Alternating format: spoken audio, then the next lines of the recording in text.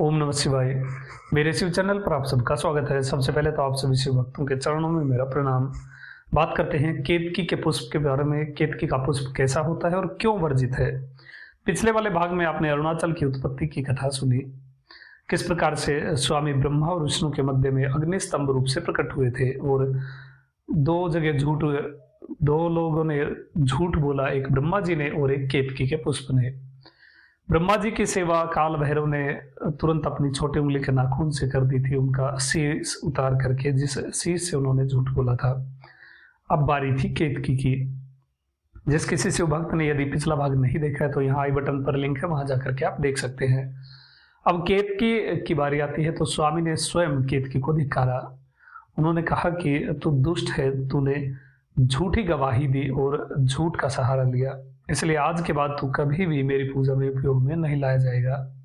ये बात सुन करके केतकी बहुत व्यथित हुए और केतकी ने रोते हुए स्वामी से कहा कि आपके आदेश के कारण मेरा जन्म ही निरर्थक हो गया। देखिए केतकी ने झूठ क्यों बोला, ये बहुत इंपॉर्टेंट चीज है और पिछले वाले भाग में मैंने ये चीज बताई है, तो वहां जाकर के जिन्होंने नहीं देखी वहां जाकर के चीज को आप जरूर सुने।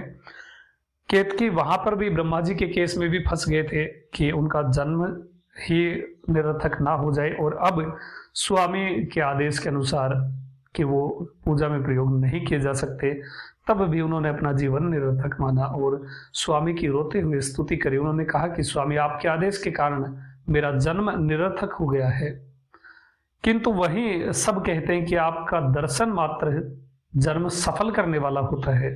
अब मुझे आपके दर्शन का लाभ प्राप्त हुआ है।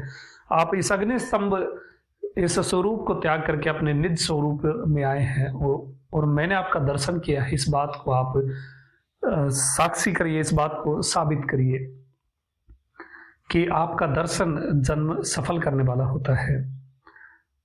केतकी की ये बात सुन करके स्वामी, जो परम करुणा मूर्ति हैं, उन्होंने कहा कि मेरी बात असत्य नहीं हो सकती, किंतु जो मेरी पूजा में, मेरे शिवालय में जो मंडप सजेगा फूलों का, उसमें तुम शिरोमणि हो सकते हो और बाकी सभी देवताओं की पूजाओं में तुम सम्मिलित हो सकते हो, उपयोग में लाए जाओगे।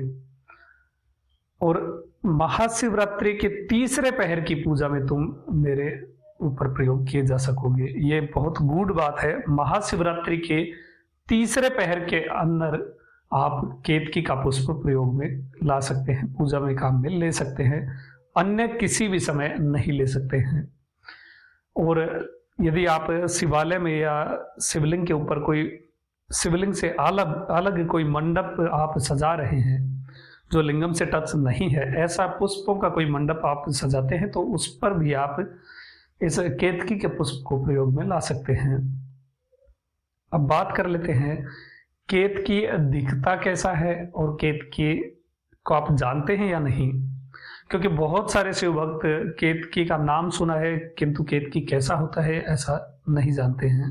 केतकी का पुष्प शिव पूजा को छोड़ करके आप किसी भी देवी देवता की पूजा में प्रयोग में ला सकते हैं, उसे पूजा में प्रयोग कर सकते हैं। और देवी को केतकी का पुष्प बहुत प्रिय है।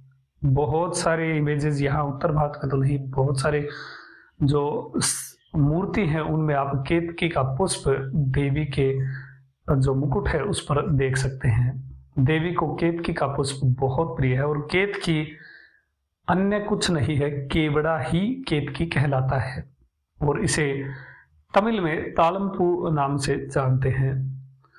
इस केवड़ा या केतकी को आप देवी पूजा में कभी भी और किसी भी समय प्रयोग कर सकते हैं। देवी को अति प्रिय केवड़ा या केतकी का पुष्प होता है और अन्य किसी भी देवी देवता की पूजा में आप केवड़ा या केतकी का पुष्प प्रयोग कर सकते हैं, किंतु शिव पूजा में नहीं करना है। महाशिवरात्रि के तीसरे पहर में आपको, जो रात्रि पूजा होती है उसके तीसरे पहर में आपको केतकी का पुष्प चढ़ाना है, तो उस समय आप चढ़ा सकते हैं, अन्यथा किसी भी समय आप ना चढ़ाएं।